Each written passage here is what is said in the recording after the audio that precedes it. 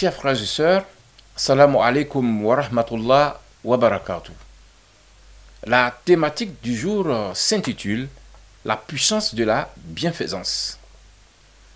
Dans ses interactions quotidiennes, il est exigé du musulman et de la musulmane d'être bienfaisant.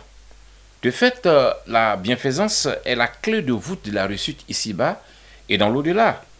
En effet, on peut observer soi-même que quand une difficulté se présente à quelqu'un, il lui est généralement demandé de faire une offrande à une personne dans le besoin. Cet acte ordinaire de la vie traduit en réalité la règle de fonctionnement établie par Allah pour procurer le bonheur à ses créatures humaines, même s'il faut déplorer le fait que cela soit parfois mal interprété et perverti en le confondant au charlatanisme dans sa mise en œuvre. En réalité, la vie est régie par le principe de l'effet miroir, qui fait qu'on a le reflet de ce que l'on fait. En d'autres termes, la vie offre à chacune et à chacun ce qu'on offre aux autres créatures de l'univers. Si tu veux être heureux, rends les autres heureux. Si tu veux être malheureux, mène la vie dure aux autres. Ces principes sont exposés de façon très explicite dans le nombre Coran. En effet, Allah affirme au verset 7 et 8 de la sourate 99, Al-Zalzala, la secousse, et je cite, « Quiconque fait un bien fût du poids d'un atome le verra. Quiconque fait un mal fût du poids d'un atome le verra. » Fin de citation. De fait, dans un hadith rapporté par Al-Nawawi, le calife Omar rapporte qu'un jour, l'ange Jibril, venu à lui sous la forme humaine, soumit le prophète Mohammed sallallahu alayhi wa sallam à un feu de questionnaire devant ses compagnons. Le prophète Mohammed sallallahu alayhi wa sallam donna le sens des trois composantes majeures de la religion.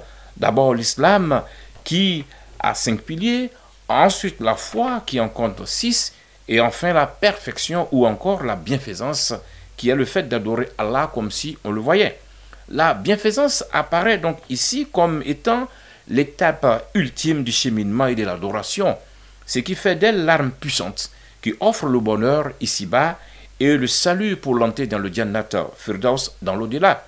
En effet, Allah affirme au verset 97 de la sourate 16 An-Nahl, les abeilles, et je cite, « Quiconque, mâle ou femelle, fait une bonne action tout en étant croyant, nous le ferons vivre une bonne vie, et nous leur récompenserons certes en fonction des meilleures de leurs actions. » Fin de citation. Ou encore verset 26 de la sourate 10, Yunus, je cite, « À ceux qui agissent en bien est réservée la meilleure récompense et même davantage. Nulle fumée noircissante, nul avilissement ne couvriront leur visage. Ceux-là sont les gens du paradis, où ils demeureront éternellement. » Fin de citation. Enfin, rappelons ce hadith de Bukhari et Muslim affirmant qu'Abu Huraira rapporte que le prophète Mohammed a dit, et je cite, « Un jour, alors qu'un chien haletant de soif tournait autour d'un puits, et une prostituée parmi les enfants d'Israël le vit. Elle se déchaussa, remplit sa bottine d'eau et abreuva le chien. Son comportement lui valut le pardon de ses péchés. » Fin de citation. Au total, il est important de comprendre que la bienfaisance est une arme puissante pour qui veut le bonheur ici-bas et désire ardemment l'entrée dans le Jannat Firdaus. Qu'Allah nous accorde la force de la bienfaisance. Amin. Ya Rab.